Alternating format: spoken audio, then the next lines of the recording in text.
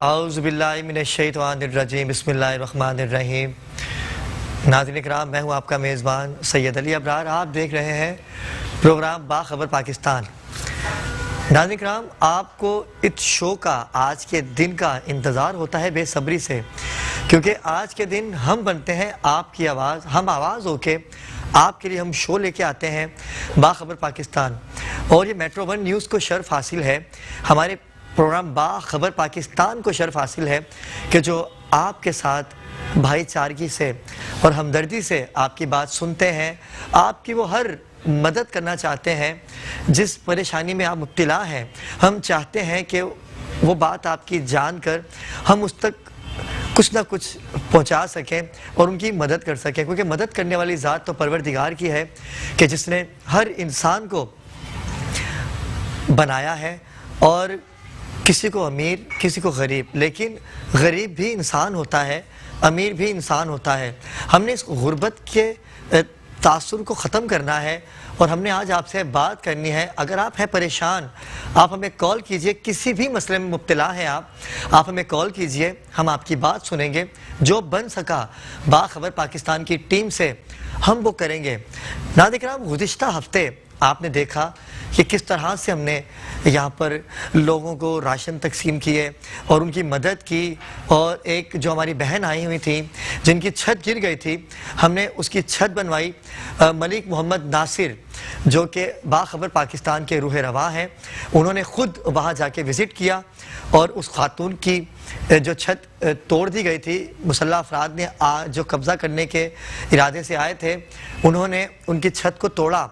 और मलिक मोहम्मद नासिर, जिनकी वाइफ की तबीयत भी ख़राब थी इस्लामाबाद में, वो आए और जब हमने उनको बताया तो वो ख़ुद गए हमारे साथ। उन्होंने उस खातून की छत को तामीर करवाने का वादा किया और आज से वो काम जारी सारी है। नाज़रीन किराम, हम उतनी मदद करेंगे जितनी परवरदिगार ने हमें सकत दी है, क्योंकि पाकिस्तान भर से आप कॉल करते हैं, हम कोशिश कर रहे हैं। लेकिन मैं ये चाहूँगा कि जो मुखय्यर हजरात हैं, अगर वो मेरी आवाज़ उन तक पहुँच सकती है तो वो सुन सकते हैं कि अगर आप भी किसी की मदद करना चाहते हैं, आप चाहते हैं कि किसी की मदद करें, तो आप हमसे रब्ता कीजिए, हमारे शो में आइए, आप बैठिए यहाँ पर और ख़ुद लाइव कॉल सुनिए, और जो आपसे हो सकता है आप उनकी मदद कीजिए। ये बेखौफतर हो कि हम ये काम कर रहे हैं। हमारा कोई अकाउंट नंबर नहीं है, क्योंकि हम जो हमारे मेहमान आते हैं वो आपकी बात को सुनते हैं, और सुनने के बाद जो उनको बेहतर लगता है, जो परवरदिगार ने उनको दिया है, उसके अंदर रहते हुए वो आपकी मदद का इरादा करते हैं। नाज़रीन किराम, आप टेलीविज़न स्क्रीन पे नंबर देख रहे हैं, हमें कॉल कीजिए, मुझे इंतज़ार है आपकी कॉल का। लेकिन अपने प्रोग्राम का आगाज़ करते हैं। आज के हमारे पहले मेहमान, जो किसी तारुफ के मोहताज नहीं है और परवरदिगार ने उनको बड़ी इज़्ज़तों से नवाजा है, और गुज़िश्ता दिनों भी हमारे शो में आए, और मैं निजी चैनल में एक प्रोग्राम कर रहा था आज़ादी के हवाले से, वहाँ भी आप आए, और हमदर्द इतने हैं कि किसी का दुख देख नहीं सकते।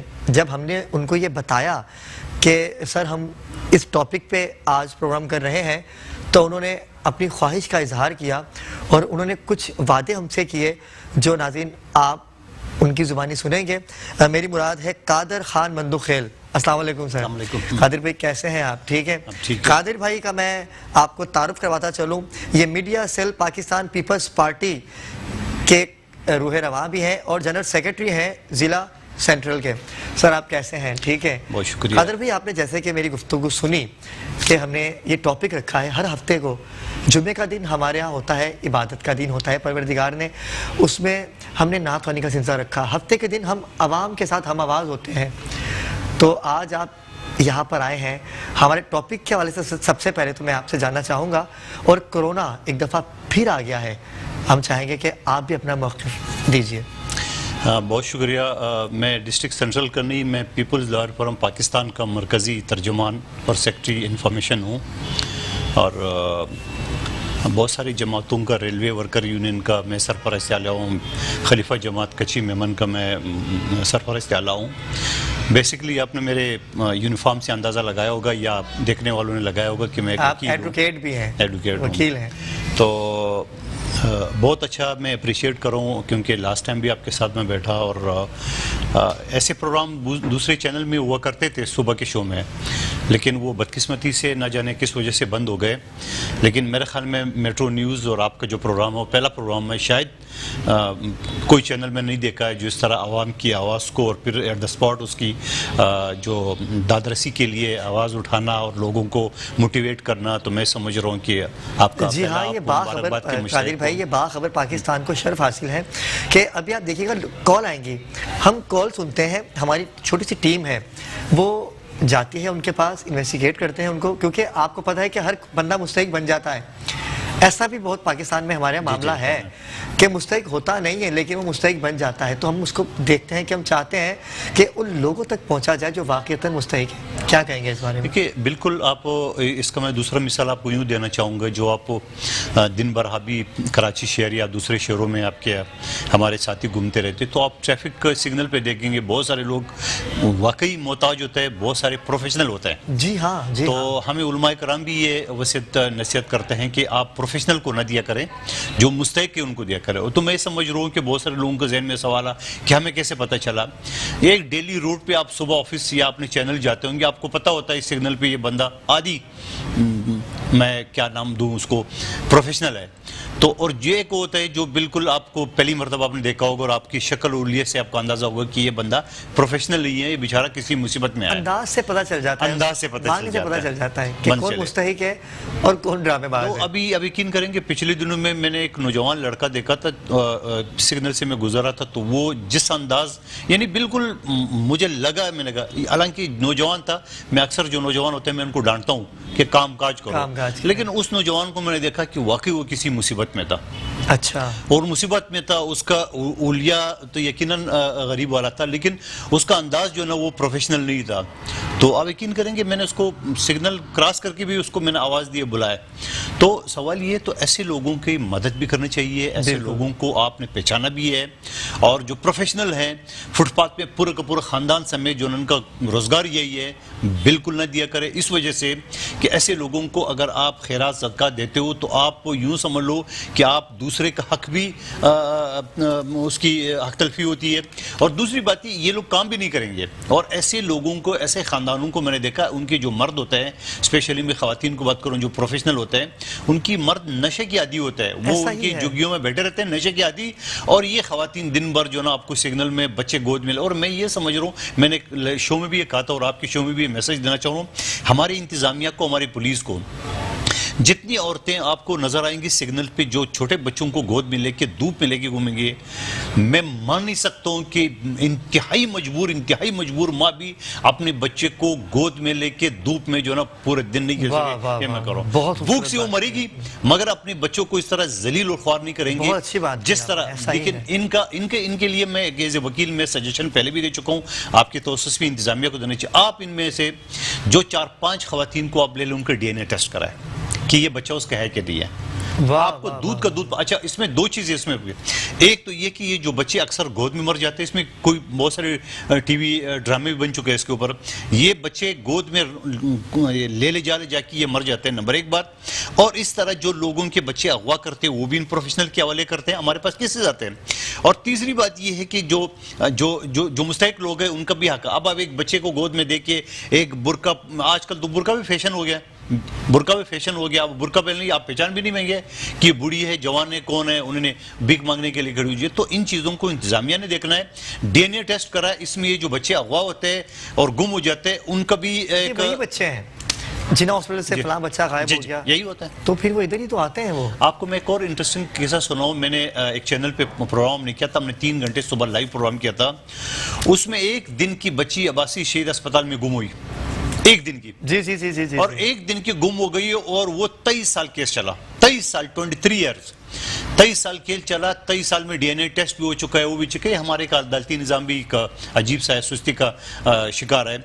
23 साल केस चल रहा है, मेरे पास केस आया है, अब यकीन करेंगे हमने टीवी चैनल में शो किया, 3 घंटे डायरेक्ट हमने लाइव शो किया था उसके ऊपर, और उसके ऊपर पूरा हमने किया, वो केस में जीत भी गया। अब जब जीत गया तो मुझे वो लेडी जज थी, मुझे उसने बोला, मंदोखिल साहब ये केस आपका, मैं आपके हक में फैसला भी दूं तो बच्ची तो आपके हवाले नहीं कर सकता हूं। तो मैंने कहा मैडम क्यों?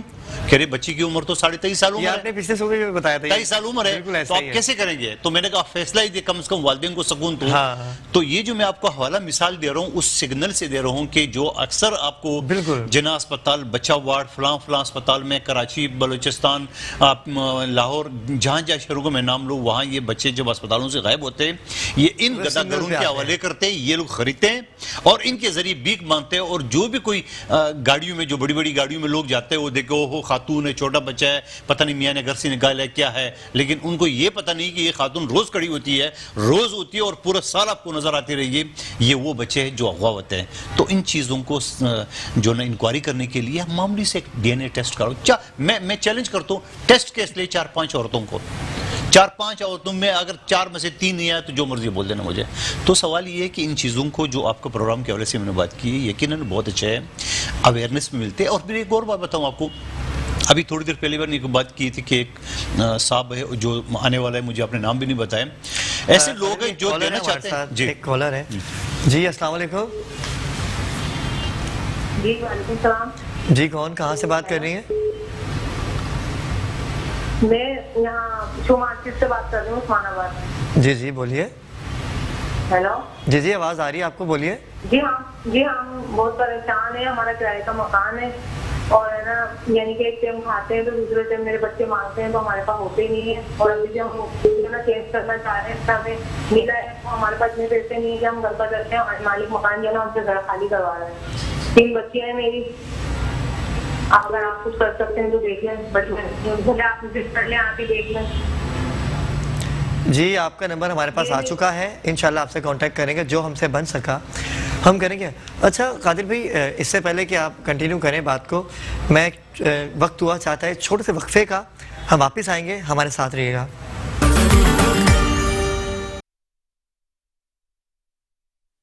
जी नाज़रीन किराम, वक्फे से हम वापस आ चुके हैं और कादिर खान मंदुखेल एडवोकेट हमारे साथ हैं और आप कॉल करते हैं, लेकिन मैं आपको एक बात छोटी सी बताना चाहूँगा हाथ जोड़ के कि आवाम बहुत ज़्यादा है, हमारा शो बहुत छोटा सा है, हमने काविश की है, एक मेहनत की है, तो क्योंकि गुज़िश्ता दिनों जो कॉल आ चुकी हैं हमें, हम उन तक भी अभी तक नहीं पहुँच पाए, तो कोशिश कीजिएगा कि जो सफ़ेद पोश ख़वातीन और हजरात हैं वो रब्ता करें जो वाक़तन मुस्तहिक हैं। खुदारा हमें मुस्तहिक तक पहुँचना है। कादिर भाई, मैं अगर गलत नहीं कह रहा तो आप कुछ कहें कि भाई हमें मुस्तहिक तक जाना है। बात ये होता ना कि क्योंकि ऐसे केसेस मेरे सामने आए कि जो मुस्तहिक नहीं है। बहुत सारी मिसालें मेरे सामने, वो मैं देना नहीं चाह रहा हूँ। आप देख रहे हैं जब 1-2 साल पहले जो यही ज़कात के हवाले से 18 ख़वातीन जो ना वो बेचारी जान से चली कॉलर है गई। हमारे साथ। जी। अगर जी, अस्सलाम वालेकुम। जी वालेकुम सलाम, बात कर सकता हूँ मधुकर साहब से? जी जी कीजिए, बात जी कीजिए। जी प्लीज़। जी, मैं एक इदारे में होता हूँ, ऑलरेडी मैं अल्लाह का शुक्र है, मैं ठीक ठाक हूँ माशाल्लाह से। मैं जिस इदारे में होता हूँ एक NGO है हेल्थ के नाम से, तो हमारी कम्युनिटी है जहाँ में हमारा MCA सेंटर बना है खुदा की बस्ती में। तो वहाँ पे सर हमारी एक वर्कर है जो सुपरवाइजर है, उसने अपनी बच्ची की शादी की थी हैदराबाद में, और फिर उसके साथ इतने मसले मसाइल हो गए, इतना तशद्दुद हुआ, इतनी ज़्यादा हालात खराब हो गई कि वापस आना पड़ गया अपने कराची में अपने घर पे। अब वो उससे छुटकारा देना चाहती है तो वो बहुत सारे वकीलों के पास गई, किसी ने 1.5 लाख बोले, किसी ने 1 लाख बोले। अब वो बेचारी वैसी इतनी गुर्बत के माहौल में रह रही है, तो क्या उस सिलसिले में सर उसकी ये मदद की जा सकती है आपके प्लेटफॉर्म से? जी बिल्कुल, मेरा ऑफिस कराची सिटी कोर्ट के सामने कैम्बल स्ट्रीट में कादिर खान मंदुखेल वेलफेयर ट्रस्ट के नाम से बोर्ड लगा हुआ है। सुबह 9 से 5 बजे तक हम होते हैं। आप भेज दें, फीस से बिला, कोई कोर्ट का खर्चात भी हम जेब से अदा करेंगे, फीस तो दूर की बात है, आप भेजें, इंशाल्लाह हम उसको इंसाफ दिलाएंगे। सुबहान अल्लाह, सुबहान अल्लाह। नाज़रीन किराम, यही बात है, क्योंकि हमारे शो में वही आता है जिसे सरकार बुलाते हैं, क्योंकि ये अकीदा है मेरा कि किसी की मदद करने से परवरदिगार आपकी मदद करता है। कादिर भाई, आप बात कर रहे थे, इस बात को कंटिन्यू कीजिएगा। देखिए, अब बात ये होता है ना कि बहुत सारी अगर आप वेलफेयर अदारे अगर ज़कात वगैरह देते हैं तो उसके सामने भी आवाम के एक हजूम होता है। अच्छा, फिर आपने ये भी मीडिया रिपोर्ट किया, लास्ट टाइम देखा था जब ये कोरोना के हवाले से भी राशन तकसीम किया जा रहा था, तो उस वक्त भी बहुत सारे लोग हैं जो राशन बेचते हुए भी पकड़े गए। अच्छा, मैं आपको यहाँ बात का इंटरप्ट करूँगा कि क्या होता है कि 4 बच्चे लिए किराए के बच्चे, वही बात आपकी आ गई। हाँ। और गए सुजुकी के साथ लाइन में लग गए, हाँ। 8 राशन आए, 50 राशन हो गए, फिर वही राशन बिक रहे होते हैं, बिक रहे दुकानों तो पे। मुस्तक तक तो नहीं पहुंच पा रहा ना। अरे आप जो देने वाले हैं उसको क्या पता, मिसाल आप मैं- इस वक्त बैठे हो, बिल्कुल ऐसा ही है। आपके पास फोन जिम्मेदारी आता है है मुझ पे। तो आपको क्या पता कि वो मुस्तैक है कि नहीं है। बिल्कुल ऐसा ही अब है। हर शख्स, आप खातून आपको फोन करते हैं, तो मैं आपने बिल्कुल बड़ी अच्छी बात की है कि ये खुदा रहा, ये जो प्लेटफॉर्म है ये उन इसका लोगों को, गलत इस्तेमाल ना उन किया लोगों के लिए छोड़ा करे जो वाकई मुस्तैक वाकई है। मुस्तहिक है। क्योंकि इसी तरह जो ना अटे कटे जो ना, मैं वही बात कर रहा हूँ, जब ये भीड़ होती है, जब ये ज़कात और जो लोग जमा करते हैं, वहाँ जो अटे कटे होते हैं वो धक्का दे के आगे चले बिल्कुल जाते हैं, ऐसा ही है। कॉलर है हमारे कमज़ोर साथ होते है। हैं। अस्सलाम वालेकुम जी, अस्सलाम वालेकुम।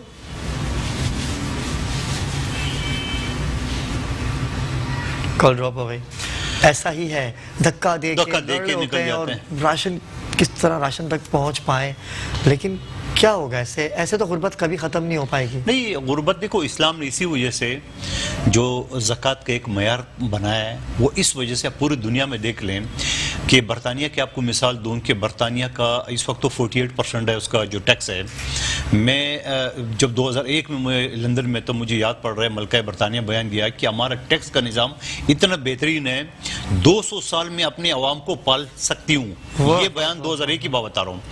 इस्लाम को देख लो, हुजूर पाक सल्लल्लाहु अलैहि वसल्लम ने आज से 1400 साल पहले आखिरी खुतबा में, जिसको हम आज universal declaration of human rights कहते हैं, या जो भी आप नाम दे दो, इंसानी हुकूक है, लेकिन हम अपने हुजूर जो हमने मशल राह हमारे लिए आखिरी खुतबा में बयान किया था, वो हमारे लिए इंसानी हुकूक है, बल्कि पूरी दुनिया के लिए। मगरबी मैं 1400 साल से पहले हुजूर ने जो आखिरी खुतबा में पूरे चार्टर बयान किए इंसानी हुकूक का, और दुनिया ने कब किए? 10 दिसंबर 1948 को, आज से 73 साल पहले, सिर्फ 73 साल पहले। अच्छा, एक तो एक कॉलर है, यहीं से कंटिन्यू करते हैं। अस्सलाम वालेकुम। अस्सलाम वालेकुम। जी वालेकुम सलाम। कौन कहाँ से बात कर रहे हैं? जी, मैं माजर से बल्दिया टाउन से बात कर रहा हूँ, समीर अब्दुल रहमान। जी रहमान भाई बोलिए, क्या प्रॉब्लम है? जी जी सर, मैंने ये मकान के किराए के लिए मैं परेशान था।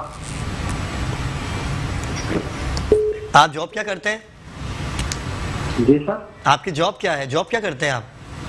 जी जी सर, मैं तकरीबन समझे ना कि अभी 3 महीने से बिल्कुल फारिग हुआ हूँ। जी बिल्कुल, आपका नंबर नोट कर लिया, इंशाल्लाह आपसे रब्ता कर आप लिया बल्दिया में जाएगा। कहाँ पे रहते हो? जी जी, माजर के बल्दिया टाउन से सैयद अब्दुल रहमान हूँ, सफेद पोस्ट में। बल्दिया टाउन में कहाँ रहते हो, ये मैं पूछ रहा हूँ आपसे। जी सर। आप बल्दिया टाउन तो में बहुत कहाँ बड़ा पे है, रहते हैं? कहाँ पे रहते हो? माजर के बल्दिया टाउन, फरीदाबाद। सईदाबाद भी बहुत बड़ा है। बड़ा इंशाल्लाह आपसे रब्ता कर लिया जाएगा। अच्छा, ये जिस एरिया का नाम ले रहे बहुत बड़ा है, एरिया है पूरा, जैसे गुलशन इकबाल है, पूरा इतना एरिया है। हाँ ऐसा ही है। फिर मुख्तलिफ इनके एरिया- नंबर जो है, आपका नंबर हम नोट कर रहे जी, हैं और आप तक हमारी टीम ज़रूर आएगी। जो हमसे बन सका, बाखबर पाकिस्तान की टीम की तरफ से गुलाम कादिर खान बद्दू खेल यहाँ पर तशरीफ़ लाए हैं। आपकी बात को कंटिन्यू करता हूँ मैं। अच्छा, मैं वो बात उसी जो दकम भेल की बात कर रहा था या उस हवाले से कर रहा था, तो यकीनन मैं समझ रहा हूँ कि इससे पहले एक बात मेरी रुक गई है कि मैं एक छोटा सा मिसाल आपको दूं कि मैं अगर अपने दफ्तर जाता हूँ, मेरे सुबह कोर्ट होता है सुबह 9 से 2 बजे तक, फिर 2 से 5 तक मैं पब्लिक को अटेंड करने के सोशल लिए, एक्टिविटीज़ आपकी होती हैं? दिन भर यही होती है हमारी। तो 2 से 5 तक मैं पब्लिक को टाइम देता हूँ, जो लोग आते हैं मसाइल सुन, जैसा आपका ये शो है। तो एक शख्स, मैंने अपने पियोन को सख्ती से मना किया कि सुबह 9-10 बजे कोई आया तो उनको मत बिठाओ। इस वजह से नहीं बिठाओ कि मैं तो आऊँगा 2 बजे और 2 बजे तक वो इंतजार क्यों करते करेगा? रहेंगे वो। आपको आपकी शो से हवाले से मिसाल देना चाह रहा हूँ। तो मैं जब आता हूँ तो मुझे वो पियून बताया कि सर ये बंदा सुबह 9 बजे से 10 बजे से आया। तो मैं उसको गुस्सा करता हूँ कि आपने बताया, आपने क्यों खार किया उसको, जब आपको पता है मैं 2 बजे। कह रहे सर मैंने यही बात की, उन्होंने बोला मैं औरंगी टाउन से, कोरंगी से, फलां से आया हूँ, मेरे पास वापसी के किराए नहीं है और न मैं बार बार आ सकता हूँ, इस वजह से मैंने बिठा। फिर जब मैं उसका मसला सुनता हूँ तो बड़ी हैरत वाली बात बताऊँ कि भाई आपका मसला क्या है। जैसे ये साहब ने टेलीफोन किया, वो खुला वाला बड़ा आसान सा केस है कि सर मेरा इस तरह कोई मामला है, मैं क्या करूं। तो मैं सोच रहा हूँ या अल्लाह, ये बात यहीं से कंटिन्यू करेंगे। कॉलर है, मैं बड़ी मादर चाहता हूँ। कॉल ड्रॉप हो गई। जी जी जी। तो फिर मैं सोचता हूँ कि या अल्लाह, ये बात तो मोहल्ले में किसी पान वाले, किसी रेडी वाले से पूछती, वो भी बताते कि भाई जाओ कोर्ट में दरखास्त दो खुला का है, बिल्कुल या ऐसा ही कोई है। थाने में दरखास्त दो वगैरह वगैरह। फिर मैं कहता हूँ नहीं, अल्लाह ने ये नेकी मेरे हिस्से में लिखी हुई है। क्या बात है, वाह वाह वाह। जो बात आप कर रहे हो, जो शो आप कर रहे हो और आप जो लोगों को मोटिवेट कर रहे हो, तो ये अल्लाह ताला ने आपके हिस्से में नेकी लिखी है जो आप कर रहे हो। नहीं तो 100 से ज्यादा चैनल है पाकिस्तान बिल्कुल में, ऐसा ही है। दुनिया की बल्कि। और फिर बहुत सारे लोग जो मदद करना चाहते हैं, जो आप एक साहब की आपने बात की थी जो आने वाला है, ऐसे लोग हैं बहुत सारे जो मदद करना चाहते हैं, उनको पता नहीं, जारी बात है वो घर के सामने नहीं वही पहुंच चीज पाते हो। नहीं पहुंच ही लावा। जो मैंने लियारी का हवाला दिया है कि आज से बहुत साल 2 बड़ी साल जगह पहले है। जो 18 खवातीन जो ना फौत हो गई है ये इसी दक्कम बेल में, तो अगर कोई आदमी राशन देना चाहता है तो वो एक मुस्तहिक आता है, 200 जो ना वो प्रोफेशनल आता है, जैसे तो वो भागम फिर दौड़ हुई और हाँ पाँव कंट्रोल नीचे आके मर गए थे कंट्रोल नहीं कर सकते। तो इस तरह लोग करना चाह रहे हैं और आपको माशाल्लाह नेशनल चैनल है, नेशनल टीवी है, तो इसके अच्छा, जरिए एक वो कॉलर है हमारे साथ। अस्सलाम वालेकुम जी। अस्सलाम वालेकुम जी अस्सलाम वालेकुम। हाँ साहब जी, कौन कहाँ से बात कर रहे हैं? जी मैं इससे बात कर रहा हूँ जिला जंग से। जी जी, जंग से बात कर रहे हैं जी, बोलिए। चल रहा है, इसमें आप क्या प्रयोग कर सकते हैं? जी सॉरी, क्या कह रहे हैं आप? आपकी आवाज नहीं सही आ रही। जी जी, मुझे आ रही है आपकी आवाज़। आप क्या मदद करते हैं लोगों की? मुझे आप नहीं समझ में आ रहा क्या बोल। मुझे समझ ही नहीं आ रही क्या कह रहे हैं। लोगों की मदद हम क्या करते हैं? लोग, आप प्रोग्राम देखिए, हम कोई मदद नहीं करते भाई, मदद करते हैं परवरदिगार। हम उनकी सिर्फ बात सुनते हैं और जो हमसे बन सकता है हम उनके लिए एक भाई की हैसियत से खड़े होते हैं। और अगर आप यही पूछने के लिए कॉल करने कि आप क्या मदद करते हैं, तो मेरे भाई हम उनकी प्रोग्राम तमाम देख लें, बातें सुन के, प्रोग्राम पूरा देख लें। और पूरा प्रोग्राम आप देखेंगे तो आपको समझ आ जाएगा कि हम किस टॉपिक पे प्रोग्राम करते हैं और हमारे इस प्रोग्राम का मकसद क्या है। जी कादिर भाई, यही बात है कि धक्कम पेली में 8 खवातीन इंतकाल कर गई थी। अच्छा, इस तरह आपने जैसे बताया ना, एक कॉलर को आपने जवाब दिया कि हमारी टीम आएगी, यकीनन आपकी टीम है वो थोड़ा सा तफ्तीश भी करेगी कि जी कोई जी mistake जी है जी, कि बिल्कुल नहीं ऐसा ही है। इस तरह जो देने वाले हैं, जो ज़कात खैर जिसको अल्लाह ने इतने हैसियत दी है कि वो तकसीम कर सकें, तो उसके लिए भी आपका ये टीम बड़ा फिजिबल है, इस वजह से कि वो उनके जरिए तकसीम करें, उनको पता है कि मुस्तहिक कौन है, मुस्तहिक कौन नहीं है। बिल्कुल ऐसा ही है। इस तरह टेलीफोन करके, इस तरह वो आजकल तो बड़ा एक मास्क भी आ गया ना कि मास्क भी पहन लिया है, आपको पता नहीं चलेगा या खवातीन है वो बुर्का पहना हुआ है। यकीनन अच्छी चीज़ है, पर्दे के लिए है, लेकिन बहुत सारे प्रोफेशनल है, आपको पता भी नहीं चलेगा वो बुर्का पहन के वो जिस तरह ये सरमान, तो मुस्तहिक लोगों का हक मारे जा रहे हैं। यकीनन मैं समझ रहा हूँ कि इस प्रोग्राम को लोग यकीनन गौर से भी देखते होंगे। और फिर सबसे बढ़कर मैं अल्हम्दुलिल्लाह, मैं दोबारा, आपने शुरू में बात की है, मैं आपके तौसीर से और आपको मैंने शो से पहले भी मैंने ऑफ़र की है कि मैं अगर शो में नहीं भी हूँ तो कोई भी इस तरह जो केस कॉलर ने फ़ोन किया है, आप मेट्रो न्यूज़ वाले मुझे एक पर्ची बेच के भेजा कर किसका केस लड़े। हम न सिर्फ मुफ्त करेंगे बल्कि जो अखराजात है कोर्ट का वो भी हम अपनी जेब से अदा करेंगे। और आपको ये भी एक बात बता दूं कि हमारा जो अदारा है, ट्रस्ट है, हम कोई ज़कात डोनेशन कोई एड लेते नहीं है। ये भी बताऊं, ये भी आपको अनोखा हिसाब है, क्योंकि जब मैंने एक अदारा खोल दिया है तो एक इल्ज़ाम लगाना शुरू हो गया। अच्छा, कि एक इल्ज़ाम से वापस आएंगे। एक कॉलर है हमारे साथ। अस्सलाम वालेकुम। अस्सलाम वालेकुम भाई। जी वालेकुम सलाम। जी कौन? जी भाई, मैं गुजरे की आवाज़ बात कर रही हूँ। जी बोलिए, कहाँ से बात कर रही हैं आप? जी मैं नॉर्थ इस्लामाबाद जावनी से बात कर रही हूँ। जी जी बोलिए, क्या प्रॉब्लम है आपके साथ? जी मेरे साथ सबसे ज्यादा प्रॉब्लम तो हमारा रेंट पे घर है, रेंट का मसला होता है। जी जी अब मेरी बेटी 6-7 महीने से मेरी बेटी बीमार है। जी जी अभी तो काफी बेहतर है, लेकिन वो मेडिकल पे है, अभी वो स्कूल जाने की पोजीशन में नहीं है। जी जी मेरे शोहर का काम जो है वो इतना खास नहीं होता कि जिसमें हम दुकान पे रेंट कर सकें, या बच्ची का इलाज भी चल रहा है। बाकी मामला में बड़ी टेंशन होती है। तो मैं ये नहीं है कि मैं ये चाहती हूँ कि मैं सिर्फ आप ही है सर, मैं ये चाहती हूँ कि अगर घर में मुझे कोई ऐसा काम नहीं है कि मैं खुद मेहनत करूँ और मैं अपने प्रॉब्लम को सॉल्व करने की कोशिश करूँ। मकान के टाइम का बहुत मसला होता है। अभी हमें मकान का बहुत मसला बना हुआ है। हम लोग अपने पुराने हमारे मकान के घर में रह रहे हैं, रेंट पे रह रहे हैं, लेकिन हमें ये घर चेंज करना है। आपका रेंट कितना है? इस सिलसिले में बड़ी प्रॉब्लम होती है। आपके घर का रेंट कितना है? अभी तो ये एक कमरे का छोटा सा घर है, 8,000 है, लेकिन हमारे इस एरिया में, इस एरिया में किराए बहुत ज्यादा बढ़ गए हैं, जिस पर हम चेंज नहीं कर सकते, लेकिन हमें चेंज करना है। आप परेशान नहीं हो, इंशाल्लाह आपसे ज़रूर बात करेंगे हम लोग। जी कादिर भाई, क्या कहेंगे? देखेंगे ऐसे लोग हैं, ज़्यादातर घर के किराए का मसला है। जब आप कमाएंगे नहीं तो घर का किराया कैसे देंगे? तो मालिक मकान को भी चाहिए कि थोड़ा रहम दिली का मुजाहरा करे। क्या कहेंगे आप? कोई ऐसा रूल पास हुआ है मालिक मकान के लिए? देखिए, मालिक मकान के लिए कोरोना के हवाले से जो बिल पास हुआ था उसमें भी किसी ने अमल नहीं किया है। आपको याद है 6 महीने पहले कानून आ गया जी, था, जी, बल्कि आप बरतानिया और अमेरिका में भी था कि आप 3 महीने के किराए नहीं लेंगे। तो उसके ऊपर एक सवाल उठना शुरू हो गया है कि जो लोग रिटायर्ड लोग हैं, जो जमा पूंजी से एक मकान लेते हैं और वो किराए पे देके, और उनका सोर्स ऑफ इनकम ही वो किराया होता है, वो कहाँ से पूरा करेंगे? ठीक है।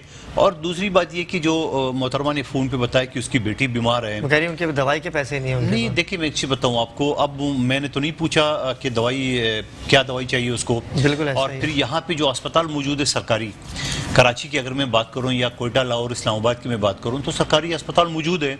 और फिर कराची में एक और इंडस हॉस्पिटल मौजूद है जो कि स्टैंडर्ड है उनका, पूरा एक आपने देखा है इनका स्टैंडर्ड है। और सिंध हुकूमत उनको फंड भी दे रही है। ये भी आपको बात बताऊँ, वो तो कोई मदद नहीं करे। मैंने तो बहुत सारे सफेदपोश लोगों को देखा है वहाँ इलाज कराते हुए इलाज करते हैं, और वहाँ पे सिस्टम है। और हर हॉस्पिटल का अपना जो वेलफेयर का फंड भी होता है। इवन कि आगा खान हॉस्पिटल का भी है, वो इस्तेमाल नहीं होता है या कहाँ इस्तेमाल होता है ये डिबेट में मैं नहीं जाना चाह रहा हूँ, लेकिन उनका भी है। इनके पास ज्यादा होगा, इनके पास क्योंकि कमाते भी तो इतना है नहीं, कमाने के साथ साथ इनको जो जमीन मिली है या जो मशीनरी है वो टैक्स फ्री है। वो टैक्स फ्री के बाद वो नहीं दे रहे, बहरहाल वो एक अलग डिबेट है। तो कहने का मकसद है कि यहाँ हॉस्पिटल मौजूद है शहर में, जो दवाइयाँ भी फ्री देता है, मेडिसिन अपना इलाज भी फ्री होता है। तो मेरी गुजारिश है, बहुत सारे जो कॉलर है जो यही उसका मसला है, तो अस्पताल मौजूद है, ऐसा नहीं है कि नहीं। हाँ, लेकिन अगर ऐसा हो सकता है कि अगर आप उस हॉस्पिटल में जाते हो, अगर आपकी सुनवाई नहीं होती तो हम उस पर आवाज उठा सकते हैं। यकीनन नहीं है। दूसरी इशू जो बार बार टेलीफोन मैं आप वक्फे से आता हूँ तो आपसे मजीद गुफ्तगू का सिलसिला जारी रहेगा। नाज़रीन किराम, वक्त हुआ चाहता है कि छोटे से वक्फे का, हमारे साथ रहिएगा। जी नाज़रीन किराम, वक्फे से हम वापस आ चुके हैं। आप कॉल कीजिए और कोशिश कीजिए कि मुस्तहिक अफराद हमें कॉल करें।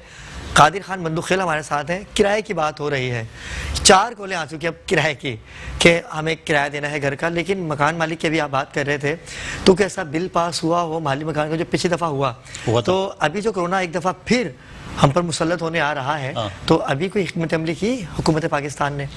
नहीं, हुकूमत पाकिस्तान ने तो वो एक जो 12,000 दिया था उसको, और वो भी बेनज़ीर इनकम सपोर्ट का 3 महीने का बकाया था, इसने 1 महीने डाल के 4 महीने का 12,000 दिया। और दूसरा सवाल मैं माजरत के साथ ये करना चाह रहा हूँ, जो खरबों रुपए पाकिस्तान में, चाहे IMF की तरफ से, चाहे वर्ल्ड बैंक की तरफ से, चाहे वो कहाँ गए पैसे? बिल्कुल, ये तो सवाल है, वो कहाँ है? वो कहाँ गए? अभी और भी आएगा, और शुरू हो गए करना। और के लिए तो ये सब कुछ हो रहा है ना, और के लिए चलो। दूसरी बात ये बताएंगे कि बार बार हमारा प्राइम मिनिस्टर कहते हैं कि मैं भूख से लोगों को मार नहीं सकता हूँ। बहुत अच्छी पॉलिसी है, बहुत ज़बरदस्त बात है, भूख से नहीं मर, लेकिन भूख ख़त्म करने के लिए क्या इक़दाम किए गए? बिल्कुल, क्या जॉब क्रिएट किए गए? क्या नई इंडस्ट्री बन गई? क्या नए डेवलपमेंट हो गई? क्या हुआ है? मुझे एक चीज़ तो बता देना कोई कि ये चीज़ हुआ है। इस तरह बात करने से कि मैं तो बिल्कुल गरीबों को भूख से मारना नहीं चाह रहा हूँ। बाबा, गरीबों से भूख नहीं मारना चाहिए, अल्लाह आपको तौफीक दे अल्लाह, लेकिन ये भी तो बता दो कि आपने गरीबों के लिए क्या किया। उस हवाले से इस चीज़ के लिए, और फिर मैं दोबारा रिपीट करूँगी, जब बहुत सारी मुखैर हज़रात जो देना चाहते हैं उनको सही रास्ता नहीं मिलता है, उनको सही प्लेटफार्म, उनके लिए प्लेटफॉर्म ने बनाया है। तो अब जो आपने मेट्रो न्यूज़ ने जो प्लेटफार्म बनाया, बाखबर, आप यहाँ पर आए बैठे, और बड़ा खूबसूरत नाम भी बड़ा अच्छा आपने दिया, बाखबर। यकीनन बाखबर होना चाहिए, और बाखबर है लोग। बाकी जो किराए के हवाले से मैं माजरत के साथ मैं उसको हौसला अफजाई नहीं करती, इस वजह से कि आपको आधा शेयर किराए पे, और फिर किराए के लिए जो कानून जो पास हुआ यूरोप में भी और पाकिस्तान के 3 महीने का आप नहीं लें, तो बहुत सारे इस तरह रिटायर्ड लोग हैं जो जिन्होंने एक मकान लिए है और वो जमा पूंजी से मकान लेके उसके 10, 15, 20 हज़ार किराया आ रहा है, उसी से उसका घर चलता है। अब आप कहते हैं कि किराया नहीं लो, तो वो कहाँ जाएगा? बिल्कुल ऐसा ही है। वो जो रिटायर्ड लोग होता है या जो ज़ईफ लोग होता है, इस उम्र में उसने एक आध मकान लेके या एक मकान के 2 पोर्शन बना के, एक में खुद रहता है, दूसरा किराए पे दिए, अगर आप कह रहे हैं किराया नहीं ले, तो वो कहाँ जाएगा? वो कहाँ से खाएगा? ऐसे है कोई? हमारे मुल्क में ऐसा कोई निज़ाम है? हाँ, लेकिन एक निज़ाम तो बन सकता है ना कि जिसकी इनकम अच्छी है, जिसके 8-10 घर हैं और कमा रहा है, गाड़ी है, बंगला है, सब कुछ है, उसको तो चाहिए ना कि किराएदारों को रिलीफ दे। उनके लिए कोई बिल ये तो पास आप तो होना अखलाकी चाहिए कि बात कर रहे हो। अकाउंट चेक किए जाए माली मकान के, ये तो ऐसा तो हो सकता है। नहीं देखिए, ये बहुत बड़ा फड्डा होगा उसमें। मैं समझ रहा हूँ, बात तो आप अच्छी कर रहे हो, लेकिन प्रैक्टिकल इम्प्लीकेबल नहीं है, ये हो ही नहीं सकेगा। एक आदमी ज़कात के लिए एक फॉर्म है कि आप ज़कात नहीं देना चाह रहे तो आप एफिडेविट लगा लो, नहीं कटेगा, ज़बरदस्ती तो नहीं काट सकते हो आप। तो जब इस्लाम ने एक चीज़ की है, कानून ये बना हुआ है कि आप बैंक में एक एफिडेविट दो कि मेरे ज़कात से ज़कात ना काटा जाए, तो फिर वो नहीं करते ज़कात। तो इस तरह मालिक मकान की कैसे आप इंक्वायरी कर सकते हो कि इसकी 4 मकान है तो नहीं दे। एक आदमी है, उसको अल्लाह ने हैसियत दी है, वो नहीं देना चाहते, आप क्या करेंगे? ये बड़ा मामला है। आपको अल्लाह ने हैसियत दी है, इसके ऊपर शो करे, ऐसा ही बहुत सारे चैनल नहीं करना चाह रहे, बिल्कुल। एक कॉलर है हमारे साथ, ये बड़ी अच्छी बात आपने कही है। जी अस्सलाम वालेकुम। जी अस्सलाम वालेकुम, कॉलर है हमारे साथ। वालेकुम सलाम जी, कहाँ से बात कर रहे हैं भाई? जी, मैं कॉलोनी से बात कर रहा हूँ समीर। जी जी समीर भाई, क्या कहना चाहेंगे टॉपिक के हवाले से? सर मैं रक्षा कराता हूँ जी। मेरा किराए का मकान है, लेकिन वो स्कूल वगैरह में बच्चे वगैरह पिक करता हूँ। अब ये कि स्कूल बंद हो गए तो थोड़ी सी परेशानी है। पिछले 7 महीने स्कूल बंद रहे, अब फिर ये बंद हो गए स्कूल, तो थोड़ी सी परेशानी, इसलिए मैंने आपको फोन किया। मुझे सवाल करना है, इंशाल्लाह आपको आपसे रब्ता किया जाएगा। सवाल तो कर रहा हूँ सवाल। जी ये है लाइन पे? जी जी लाइन पर है। अच्छा भाई साहब, ये बताओ आपकी रक्षा की मालियत कितनी है इस वक्त? कॉल ड्रॉप हो गई है भाई वो सुन रहे हैं, आप उनसे कह सकते हैं। 2-2.5 लाख रुपए का रक्षा होता है। खुदा का वास्ता, जो रक्षे वाली भी अगर इस तरह बात कर रहे हैं तो फिर आम गरीबों को तो कहाँ जाएंगे? ये 22 करोड़ से ज्यादा आबादी का शहर है। और दूसरी बात ये है कि ये रक्षा, अगर स्कूल बंद हो गए तो आप स्कूल के लिए चला रहे तो आप आम ट्रैफिक के लिए चला लो, क्योंकि पूरे शहर में चलती है। बिल्कुल नहीं तो आपने कॉल ही करनी है। ऐसे ही देखिए, पता है कि बड़ी अच्छी बात है उन्होंने उठाई है कि भाई आप के पास कुछ कमाने का जरिया तो है, हमने उनको उजागर करना है, हमने उन तक जाना है कि जिनके पास कोई जरिया माश नहीं है। जरिया माश के अलावा बहुत सारे हमने शो किए हैं।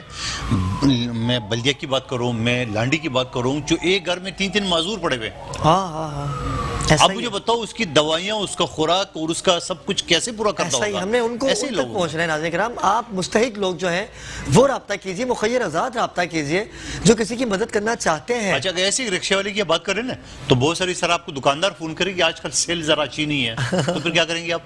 आजकल हुकूमत पाबंदी लगाई 6 बजे 8 बजे दुकान बंद करने, अगर 12 बजे तक होता तो हम अच्छी कमाई करते, फिर क्या करेंगे? तो ऐसे लोगों को खुद नहीं करना चाहिए और इन लोगों के लिए जगह छोड़ना चाहिए जो वाकई मुस्तहिक है। मैं हर शो में हाथ जोड़ के इनसे अपील करता हूँ कि खुदारा ऐसा ना करें। और वही आपकी बात आ गई कि 8 खवातीन ऐसे ही दब के मर गई राशन के चक्कर में। 18 खवातीन। 18। एक कॉलर हमारे साथ। अस्सलाम वालेकुम। हेलो जी अस्सलाम वालेकुम। हेलो अस्सलाम वालेकुम। वालेकुम सलाम। जी कौन? जी कहाँ से बात करिए मेरी बहन? हेलो जी जी आप बोलिए, आपकी आवाज़ आ रही है मेरी बहन। कौन बात कर रही हैं? क्या कहते हैं, वो करते हैं मदद। मेरे घर का मसला है, थोड़ा किराए का मसला है, दिमाग का मसला है। आपको भी किराए का मसला है, इंशाल्लाह आपसे बात की जाएगी। देखें कादिर भाई, किराए का ही मसला है। हर अभी आपने बात की कि हर बंदा परेशान है और सफ़ेद पोश लोग जो हैं, आपको मैं एक हमारे हाई कोर्ट के एक जज है जो इंतकाल मैं कादिर भी आपसे कंटिन्यू करूंगा, लेकिन हमारे साथ हमारी खूबसूरत शख्सियत, हमारे आज के दूसरे मेहमान जिन्होंने ज्वाइन किया है, परवरदिगार ने बड़ी इज़्ज़तों से नवाजा है। और जो आज का टॉपिक है हमारे नाज़रीन किराम, इस टॉपिक के हवाले से जब हमने इनसे रब्ता किया तो इन्होंने कहा कि मैं लाजमी आऊँगा, क्योंकि पाकिस्तान भर में जब हमारे प्रोग्राम की पजीराही आप देख रहे हैं तो हमने इस टॉपिक को, जो आज का दिन नाज़रीन किराम बाखबर पाकिस्तान हफ्ते के दिन जो टॉपिक रखते हैं, वो ऐसी शख्सियात पे मबनी होता है, क्योंकि ये वो शख्सियात हैं कि जिन्होंने बड़े करीब से हर मामले को देखा है। इमदाद की बात हो, किसी की हर तरह की खिदमत इन्होंने की है। और आप सोशल वर्कर भी हैं। मेरी मुराद है असद हनीफ, समाजी रहनुमा है आप। असद भाई अस्सलाम वालेकुम, कैसे हैं आप? ठीक है, आप यहाँ तशरीफ़ लाए, मैं आपका शुक्रगुज़ार हूँ। थोड़ा लेट हो गया जी, लेकिन कोई बात नहीं। नाज़रीन किराम, एक असद भाई से बात करूँगा मैं, लेकिन एक कॉलर है। अस्सलाम वालेकुम। जी कौन, कहाँ से बात कर रहे हैं? मेरा नाम हसन अली खान है। जी जी हसन। से बात कर रहा हूँ। जी हसन भाई। सर मेरे 3 महीने से मेरी जॉब खत्म हो गई है। जी जी सरकारी इदारे में कॉन्ट्रैक्ट पे काम करता था। जी। तो 3 महीने से 4 महीने तनख्वाह मेरी नहीं आई। मुझे आप लोग भी है माली पर मेरी राशन वगैरह कुछ भी हो। जी बिल्कुल आपसे रब्ता कर लिया जाएगा और कोशिश करिए कि मुस्तहिक अफराद जो है वो हमें कॉल करें। कादिर बंधु खेल ने बड़ी अच्छी बात कही कि कई ऐसे घर हैं जो देखे हमने नाज़रीन किराम कि जिनके यहाँ कोई कमाने वाला नहीं है, 3 माजूर हैं घर में। ये बड़ी अच्छी बात कही। लेकिन हमें नाज़रीन किराम ज्वाइन किया है असद हनीफ। असद भाई, आप जैसे कि गुफ्तगू सुनी हमारी कि लोग कॉल करते हैं और हम चाहते हैं कि मुस्तहिक तक पहुंचा जाए, लेकिन आज तक मुस्तहिक को ढूंढना बड़ा मुश्किल है। बिल्कुल ऐसे। क्या कहेंगे आप असद भाई? बस इसके लिए ये है कि अपने इलाके में और अपने मोहल्लों में जो है वो लोगों को देखा जाए, पड़ोसियों को देखा जाए, अपने इलाकों को देखा जाए, उनको देख करके जो है वो निकाला जाए कि भाई कौन मुस्तहिक है। बात ये कि आज के वक्त में वैसे तो सब लोग अपने सब की फिक्र करते हैं अपने मोहल्ले की, और जो वहाँ पे क्या हो रहा है क्या नहीं हो रहा, मगर ये कि इसको भी देखा जाए कि उनका भी हक है और उसमें से निकाल करके जो सबसे पहले तो अपने तौर पे कोशिश करे कि उन लोगों की मदद करे, उन लोगों का साथ दे।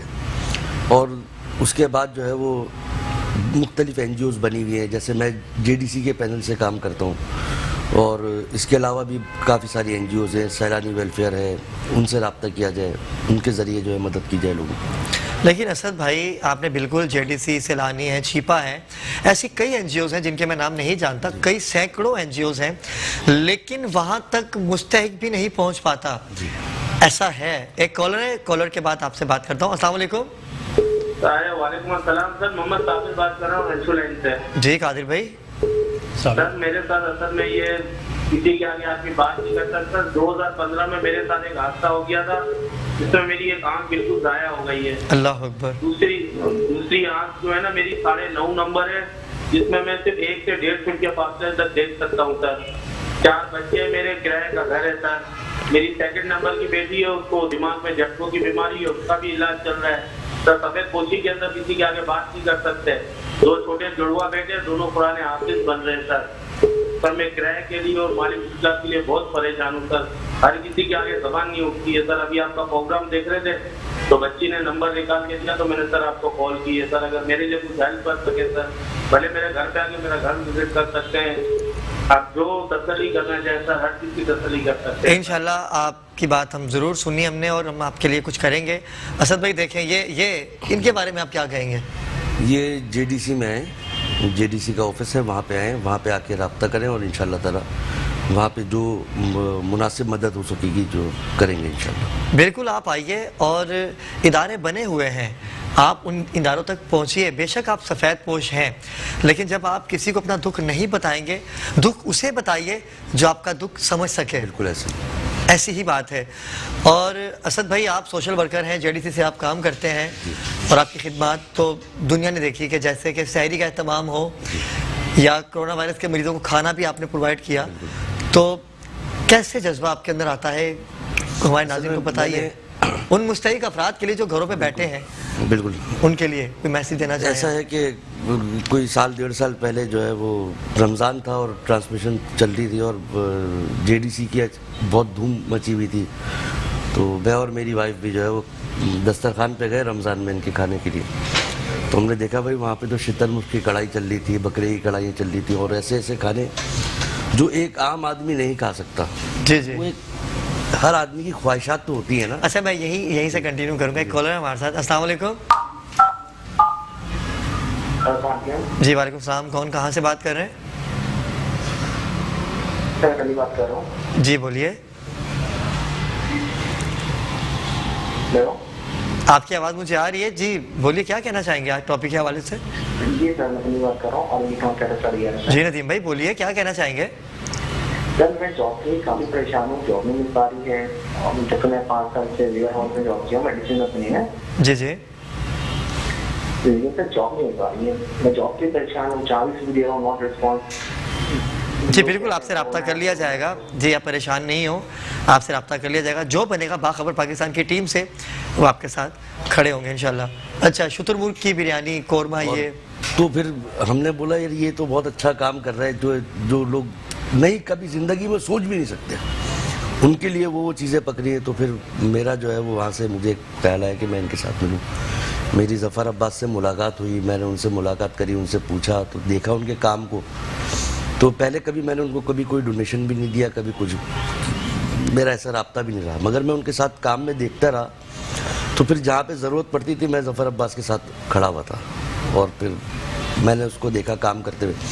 ख़ास तौर पे कोरोना में ऐसी बैड सिचुएशन थी, ना फंडिंग्स आ रही थी, ना चीज़ें हो रही थी, मगर जज्बे से लगे हुए थे, सब अपने तौर पे लगे हुए थे। बहुत परेशानी का टाइम देखा और अफसोस, दिल रोता था लोगों को देख ऐसा ही है। लोगों को देख के मैं आपकी बात को कंटिन्यू करूंगा, लेकिन वक्त हुआ चाहता है एक छोटे से वक्फे का, हमारे साथ रहिएगा।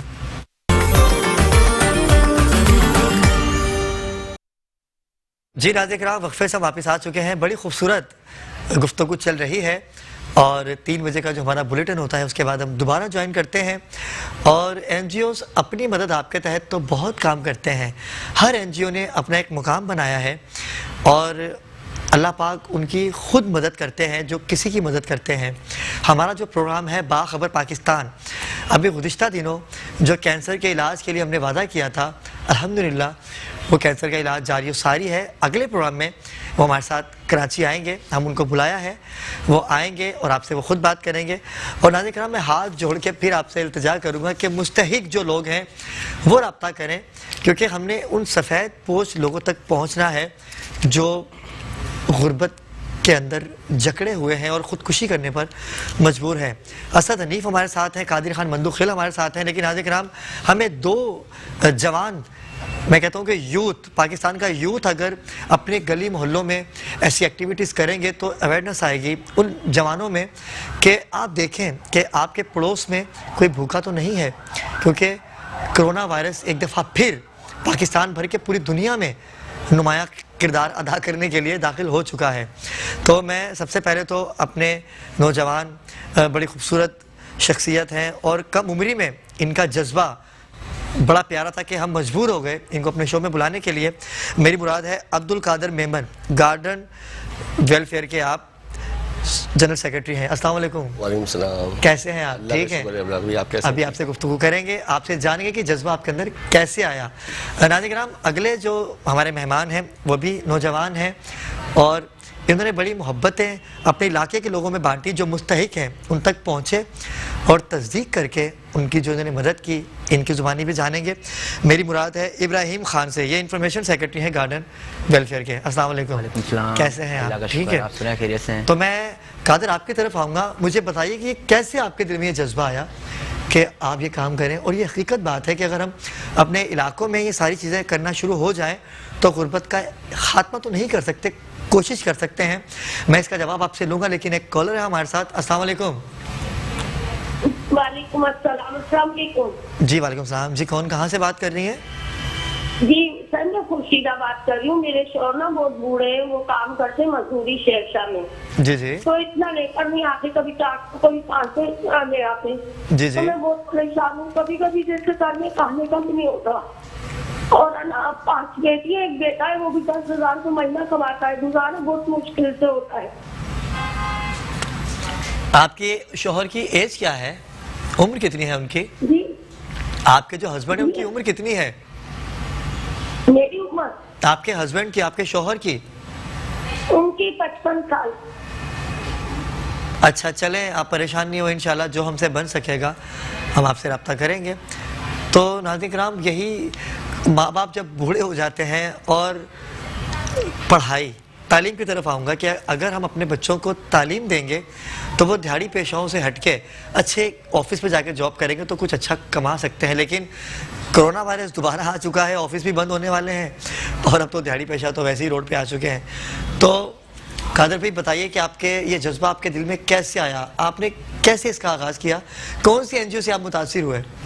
अबरार भाई, सबसे पहले तो ये हमने अपने आपस के कुछ दोस्त यार थे, हम ऐसे ही बैठे हुए, तो बैठे बैठे बस दिमाग के अंदर एक चीज़ आई कि यार अपने इलाके के लिए अपने मोहल्ले के लिए जो लोग हैं, जो इस टाइम पे हमारे इलाके से ऐसा मामला है कि एक तरफ आप देखेंगे तो लाखों करोड़ रुपए कमाने वाले लोग हैं, जिनकी महीने की जो एक मिसाल है इनकम है वो लाखों करोड़ों रुपए, और एक तरफ जो एरिया आप देखेंगे वो ऐसा है कि वो दिहाड़ीदार लोग हैं, रोज़ कमाना और रोज़ खाने वाला हिसाब किताब है उनका। तो इसके अंदर 7-8 लोग हम लोग बैठे हुए थे, बैठ के जब हमने बात की कि यार क्या किया जाए, स्टार्ट के अंदर में कोई चीज़ नहीं दिखी।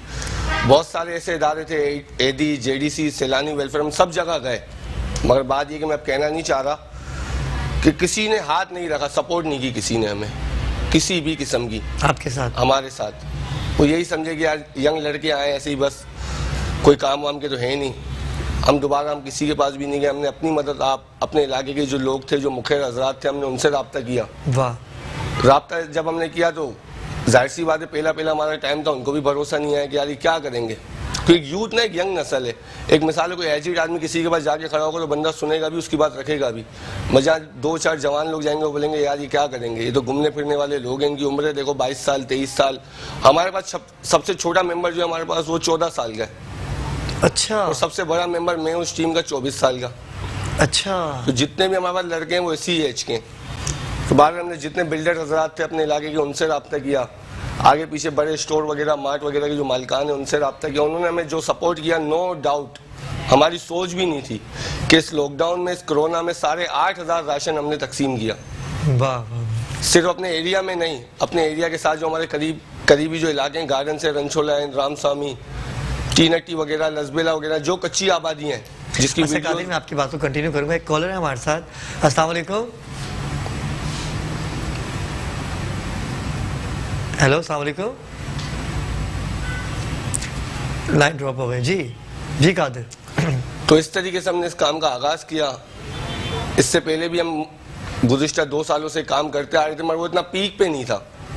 वो अपनी मदद, आप हल्के फुल्के अंदाज में, कोई 1-8 लोग आ गए तो उनको। आगाज कैसे किया, कितने राशन से आपने आगाज किया? जनाब आगाज जो हमने किया था वो टोटल 30 5 किलो वाले आटे के थैले थे हमारे पास, जो आपने अपनी मदद, आप अपनी जेब से, मदद आप जो अपनी जेब से। जिस वक्त कोई मेरे साथ का मेरा कोई दोस्त, कोई भाई, कोई मौजूद नहीं, यहाँ तक कि मेरी फैमिली जो है ना वही मुझ पर ट्रस्ट नहीं कर रही थी कि यार तू ये काम करेगा।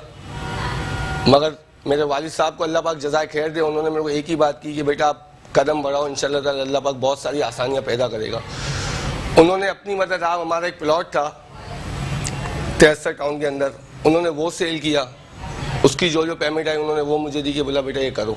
वाह। और इस तरीके से फिर हमने इस काम का जब पूरा आगाज़ किया तो स्टार्ट के अंदर हम टीम गार्डन के नाम से काम कर रहे थे, जो कोई रजिस्टर्ड इदारा नहीं था, कुछ भी नहीं था।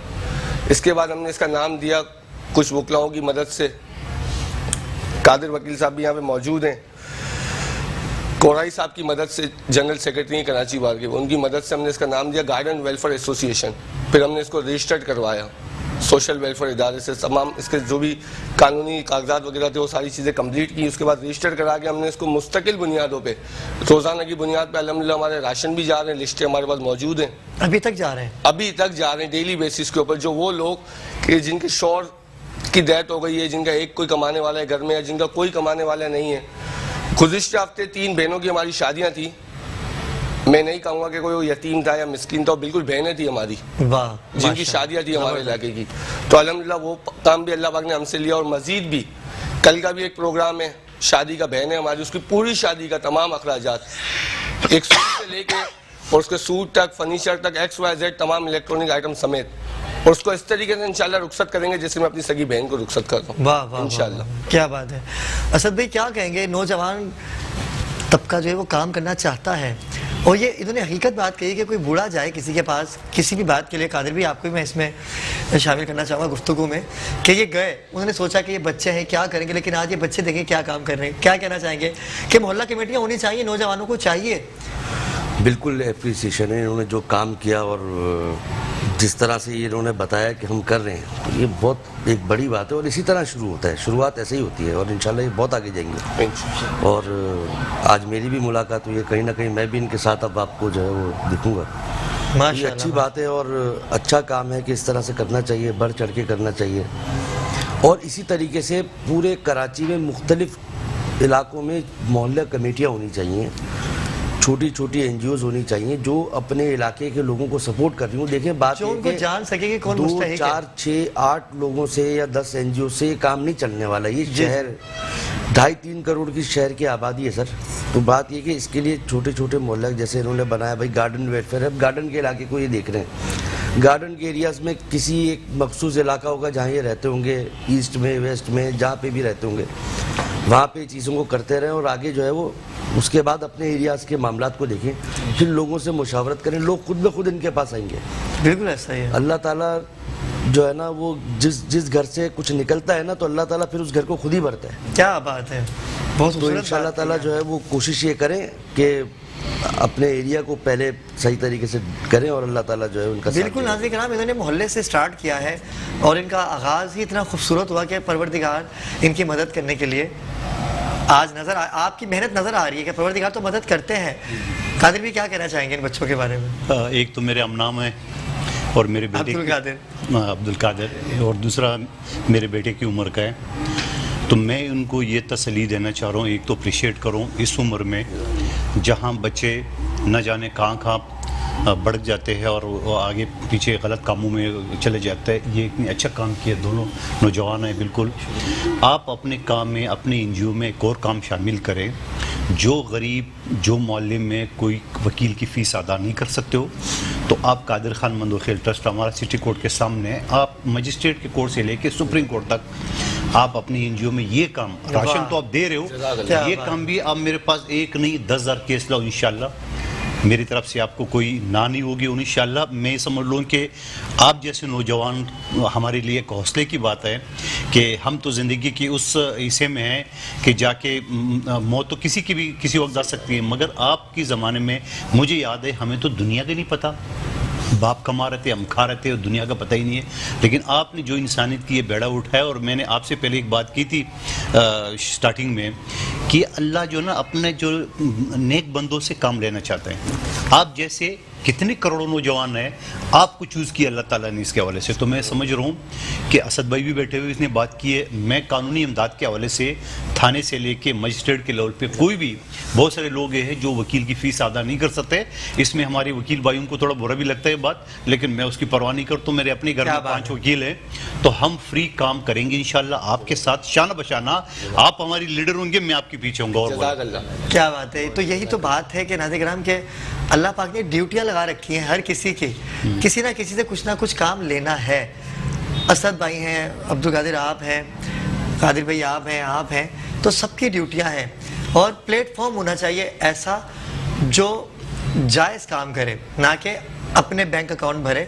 हमें चाहिए कि हम उनकी मदद करें कि जो वाक़ईतन मुस्तहिक़ है। नाज़रीन किराम, गुफ्तगू का सिलसिला जारी है, छोटे से वक्फे के बाद वापस आते हैं। नाज़रीन किराम, वक्फे से वापस आ चुके हैं। अब्दुल कादिर से आपने बात की, इनका जज्बा आपने जाना। मैं चाहूँगा इब्राहिम खान इनके साथ आए हैं जो इनके इंफॉर्मेशन सेक्रेटरी हैं। कैसे हैं आप? ठीक है, माशाल्लाह से आप बहुत अच्छा काम करें। देखिए आपको अप्रिशिएट कर रहे हैं। ये वो लोग हैं, बहुत बहुत शुक्रिया, जो बड़े पैमाने पे काम करते हैं और आपने छोटे से काम से आगाज़ किया। परवरदिगार ने आपको इतनी इज्जत से नवाजा। क्या देखते हैं, कैसे सोचते हैं आप कि आपने इस तरह से काम किया, इसको मजीद आगे लेके चलेंगे? आइंदा भी लॉकडाउन होने जा रहा है। नहीं, इंशाल्लाह हर चीज़ की एक तरकीब बनाई है। अभी हमने जैसे सुना है कि अभी कोविड काफ़ी शुरू हो रहा है, जी जी, तो इसके लिहाज से भी हम लोग मीटिंग लगते हैं। अपने एरिया में मीटिंग हमारी रोजाना होती है, 1 घंटे की मीटिंग होती है। इसमें यही करते हैं कि आगे अगर अल्लाह ना करेगा लॉकडाउन लगता है, मुकम्मल लॉकडाउन होता है, तो उसके सूरत हाल के लिए क्या इकदाम किए जाए। तो उसके लिए आपसे बातचीत करते रहते हैं, मामला देखते रहते हैं कि राशन का मामला देखना है, अपना बहुत से मामला है, शादी के मामला भी होते हैं, सब कुछ होते हैं। तो इस चीज़ के लिए बात कर रहे हैं, बैठ रहे हैं, बात कर। वैसे आपकी बात जो है बराबर आपने बोला कि बात आपने अच्छी की, खुशी होती है। हम भी होते हैं कि कोई बच्चा भूखा ना सोए, कोई बच्चा भूखा ना सोए, किसी की बेटी घर पे बैठे बैठे बूढ़ी ना हो जाए। ये हमारा काम है कि हम वक्त पे, टाइम पे उसकी मदद करें, उसकी मदद करें, उसको करें तो ज़्यादा अच्छी बात है। सबसे बड़ी बात ये होती है कि वादा खिलाफी नहीं होनी चाहिए। बिल्कुल, आप जो कर सकते हैं जिम्मेदारी उसकी लें। बिल्कुल सही। और आपका तो आगाज़ है, मैं आपको ये कहना चाहूँगा एक भाई की हैसियत से कि आप भी जब किसी की मदद करने के लिए जाएं तो आप उसकी मदद उस तरह से करिएगा कि जैसे आप कर सकें, क्योंकि आसरा जो ये बहुत बुरी चीज़ होती है। सही बात। क्या कहेंगे कादिर? अब्दुल कादिर ने एक बात की, जैस के हवाले से इन्होंने बात की है, मैं हैरान हूँ। जहेज होना चाहिए ही नहीं। हम ये बात करते हैं कि एक लड़की की शादी सिर्फ इस वजह से नहीं हो रही कि उसकी जहेज का सामान आजकल ऐसे ही हो रहा है। मैं कहता हूँ कितनी लानती ससुराल है अल्लाह का अजाब नाजिल है ऐसी लोगों पे। मैं एक चीज़ बताऊँ होता है कि ये बच्ची को, और अगर ये जैज़ का ख़त्म, मैं तो हुकूमत पाकिस्तान से ये मुतालबा करता हूँ कि आप ऐसे सख्त कानून लाओ जैसा आपने इंसदादी दहशतगर्दी का लाया, जैसा आपने दूसरे कानून लाया, इस तरह कर ले कि जैज़ का आपने कोई सुना आप फ़ौरन उसको जेल भेज दो और सज़ा मुख्तर करें। सवाल ये, अगर ये नौजवान बच्चे हैं ये लोगों के लिए राशन जमा करें या जहेज़ का सामान इकट्ठे कर लें। अब जहेज़ का सामान मैं समझ रहा हूँ मरे से मरी 50,000 से कम तो नहीं होगा। लेकिन इंटरप्ट करूंगा आपको कि जो वालिदैन हैं उनको भी तो चाहिए ना। कुछ वालिदैन ऐसे होते हैं जो चाहते हैं कि हम अपनी बेटी को हर चीज़ दें, उनके चक्कर में फिर वो जो गरीब वालिदैन होते हैं वो फंस जाते हैं। देखिए, एक जो ना वालिदैन यकीनन जो मालदार लोग हैं वो अपनी जायदाद में हिस्सा भी देते हैं, जो कि एक इस्लामी और कानूनी हक भी है, आधा हिस्सा देते हैं, वो ज़रूर दें। मगर जो वालिदैन नहीं दे सकते हैं वो जो ससुराल वाली वो क्यों डिमांड करिए? जैज़ का असल मुतालबा क्या होता है? वो तो ससुराल की तरफ से होता है। फिर नौजवान बेरोजगार होता है, आप उनको मोटरसाइकिल लेके दें, आप उनको कारोबार लेके दें, आप उनको ये लेके दें, नहीं तो तुम्हारी बेटी घर भेज देंगे। इन चीज़ों के ऊपर सख्त से सख्त कानून होने चाहिए। आपके पास ऐसे बहुत से केसेस आते हैं? बहुत सारे केसेस हैं। ये नौजवान गवाही देंगे। अब ये बच्ची जिसकी बात कर रहे हैं जहेज़ के सामान, तो यकीनन जहेज़ का सामान मुतालबा किया उन्होंने, जबकि वालिदैन ने कहा कि हम देंगे। ये तो बहुत सारी चीज़ें, लेकिन ऐसे रिश्ते पक्के भी नहीं होते।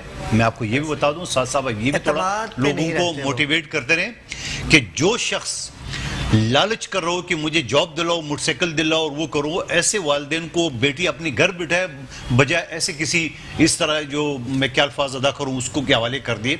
ये इंसान कहलाने के लायक नहीं होता है। जो लोगों की आपने घर बसाने एक शरीफ गरीब लड़की से अब कर ले, वो ज़्यादा बेहतर है। और उस गरीब लड़की को अगर आप अपने घर अपनी बहू बना ले, अपनी बीवी बना ले, तो मैं समझ रहा हूँ कि ये भी एक कार खैर है इस हवाले से। और आप जायदाद के चक्कर में हो तो ये रिश्ता मैं कहता हूँ पक्का हो ही नहीं सकते, और अगले दिन अदालतों में खड़े भी हो जाते हैं। फिर क्या कहेंगे सर भाई आप?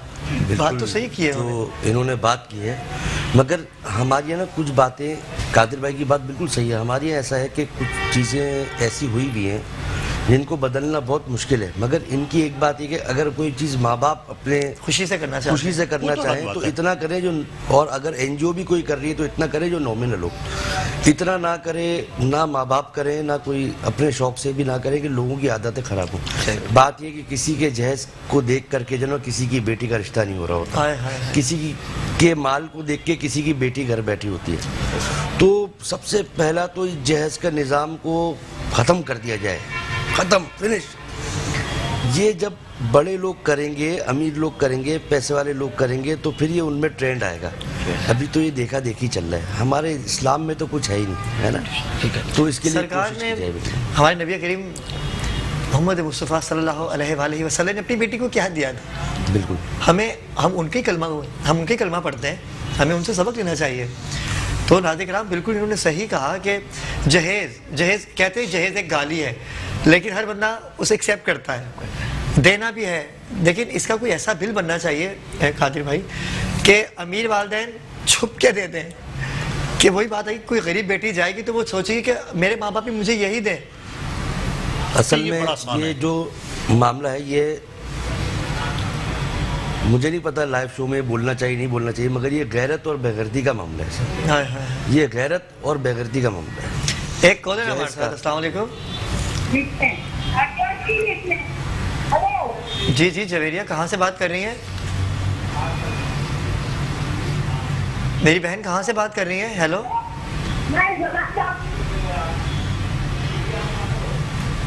आप अपने टीवी का वॉल्यूम कम कर देंगे तो हम आपको कदरे बेहतर सुन सकेंगे। जी सर, क्या कह रहे थे आप? तो ये मामला जो है ना, इस तरह का मामला होता है। अब बात यह है कि गैरतमंद शौहर, गैरतमंद घर वाले, गैरतमंद सास कैसे बर्दाश्त करेगी कि वो जो है किसी से जहेज़ मांगे। तो इसको जो है वकील साहब बैठे हुए हैं, कादिर साहब, इनको चाहिए कि इस पर थोड़ा सा जो है वो कोर्ट में एक्शन ले कि भाई ये चीज़ें नहीं होनी चाहिए। इस पे जो है लॉकडाउन में तो ज़्यादा होगा। देखिए, लॉकडाउन का मामला ये है सर कि अल्लाह ना करे सबसे पहले तो लॉकडाउन आए। मसला ये है कि गवर्नमेंट कह रही है, गवर्नमेंट समझा रही है, गवर्नमेंट सिखा रही है कि भाई मास्क की पाबंदी करी जाए, SOPs की पाबंदी करी जाए। हम सबसे पहले गलती तो हमारी है कि हम चीज़ों की एहतियाती तदाबीर, मैं खुद इसमें शामिल, हम खुद इसकी पाबंदी नहीं कर रहे। फिर लगता है लॉकडाउन। अब लॉकडाउन में ज़ाहिर है वर्स्ट कंडीशन आ जाती है, अगर एक अमीर आदमी की बात करें तो वो भी जीरो हो चुका था। ऐसा ही है, किसी को नहीं पता था और आने वाले दौर में भी किसी को नहीं पता। अब कोई कारोबारी आदमी होता है तो उसका पैसा उसके हाथ में नहीं होता, उसका पैसा भी रनिंग में होता है। अब अगर इनकेस लॉकडाउन लगता है तो एनजीओस भी क्या ले लेंगी लोगों से और लोग क्या दे देंगे। आज चल रहा है तो सब चल रहा है। तो कोशिश करी जाए कि एनजीओस को आज ये काम करना चाहिए कि जिस तरह से गवर्नमेंट काम कर रही है, जी जी, सिंध गवर्नमेंट काम कर रही है, वफाकी गवर्नमेंट काम कर रही है, और तो ये एनजीओस भी ऐसे ही हैं। एनजीओस भी होती है रज़ाकार है, बेसिकली शहरी के रज़ाकार हैं, लोकल रज़ाकार हैं। इनको भी चाहिए कि इस चीज़ की पाबंदी करें और मुख्तलिफ जो लोगों पे मार्केटों में जाके, शादी हालों में जाके, रेस्टोरेंट्स में जाके, मुख्तलिफ जगहों पे जाके जो है वो मोटिवेशनल बात करें वहाँ जाके कि भाई आप लोग मास्क दें। वही पैसों का जिनका राशन बांटना है उसके 10 दें, उसके 10% पैसों का भी मास्क नहीं आएगा सर। ऐसा ही है। आप उन पैसों का मास्क दें, लोगों को मास्क पहनाएं, मार्केटों में जो है अपनी टीमें खड़ी करें, उसके बाद उनसे बात करें कि भाई ये चीज़ें, और इंशाल्लाह हमारी कोशिश मैं भी कर रहा हूँ कि भाई मास्क का इस्तेमाल बढ़ जाए तो खुद ही खुद ये कोरोना रुक जाएगा, और कोरोना रुक गया तो फिर जो है लॉकडाउन नहीं होगा। बात ये कि लॉकडाउन में तो आप जैसे जी प्रोग्राम में जब मैं आया तो सबसे पहले कादिर भाई बैठे थे, मैं बैठा था, भाई बैठे हुए थे, तो ये बात चल रही थी कि भाई ये जो एक तो ज़रूरतमंद जेन्युइन है और एक के जो माफियाज चल रहे हैं। ऐसा ही है। एक के जो माफियाज चल रहे हैं जिनका काम ये है कि भाई राशन आया लूट के ले जाना। 90% लोगों वो लोग हैं जो माफियाज हैं, और 10% है जो बेचारे मुंह से मांग भी नहीं सकते। ऐसा ही है। तो बेचारे बहुत तकलीफ में। तो सर मसला यही है कि आने वाले दिनों में भी यही होना है।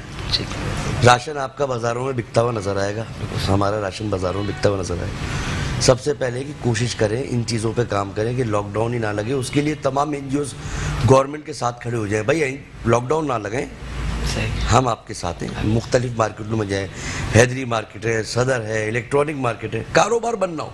कारोबार बंद हुआ तो फिर पहिया बंद हो जाएगा, रुक गया पहिया तो बहुत तकलीफ है। लेकिन असद भाई, इसमें आप गवर्नमेंट की बजाय, चाहे वफाकी हुकूमत हो या सूबाई हो, उनकी बजाय, उनके ऊपर बोझ डालने की बजाय आप ये भी लोगों को थोड़ा सा बता दें कि एक दुकानदार है, उसके पास 10 किस्म के लोग आते हैं। जरूरी नहीं है कि उससे कोरोना के बाद से भी बंदा आ जाए, वो खुद मास्क नहीं पहना हुआ है।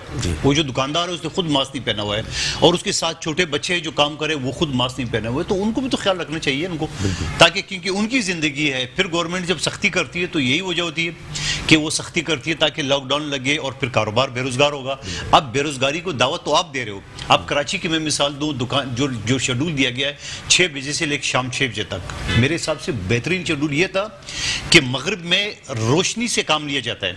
हमारे यहाँ नहीं, रात 10 बजे के भाई 10 बजे तक क्यों खामखा बल्ब भी जलता रहेगा, आपकी बिजली भी खर्च होगी, मुल्क में एनर्जी भी नहीं है, तो आप दिन दिन काम करें। यूरोप में यही है ना भाई। कादिर भाई, इख्तिताम की तरफ हम जा रहे हैं, लेकिन एक आखिरी कॉलर है हमारे साथ। अस्सलाम वालेकुम जी। अस्सलाम वालेकुम। अस्सलाम वालेकुम। वालेकुम सलाम जी। कौन, कहाँ से बात कर रहे हैं? सर मैं फरहान बात कर रहा हूँ, मोहम्मद फरहान गार्डन से ही बात कर रहा हूँ। जी जी। और अब्दुल कादर का चाहने वालों में से हूँ। जी जी। में से भी हूँ, और अब्दुल कादर को बहुत बहुत दुआएं देना चाह रहा हूँ कि अल्लाह पाक उसको जिंदगी में कामयाबी अता करे। उसको जी बहुत शुक्रिया, थैंक यू सो मच। यही बात है नाज़रीन किराम के नौजवान जब मैदान अमल में आएंगे तो यकीनन गुर्बत का खात्मा तो कोई भी नहीं कर सकता जब तक हम खुद सही नहीं होंगे।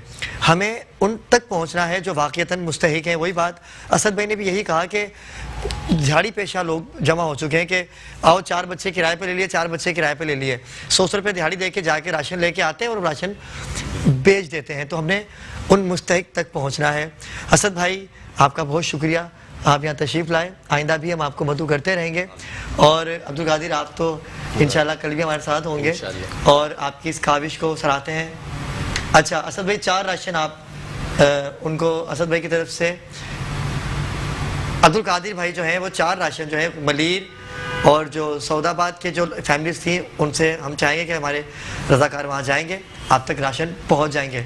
अब्दुल कादिर भाई ने राशन का, उन्होंने फ़ौरन, उनके जो ऑपरेटर बाहर बैठे हैं उन्होंने कहा कि हम 4 राशन, जिधर एक कॉल आई थी उनको हम अपनी तरफ से देंगे। गुलाम खातिब मंदुखेल साहब, आपका बहुत शुक्रगुजार हूँ कि आप तो हमेशा ही हमारे साथ रहते हैं। बड़ी अच्छी गुफ्तगू रही आपके साथ। आइंदा भी आपके साथ हम गुफ्तगू करेंगे। आपका बहुत शुक्रिया इब्राहिम खान, आप इसी तरह से मेहनत करते रहिए, इंशाल्लाह रास्ता परवरदिगार आपके मज़ीद बनाएंगे।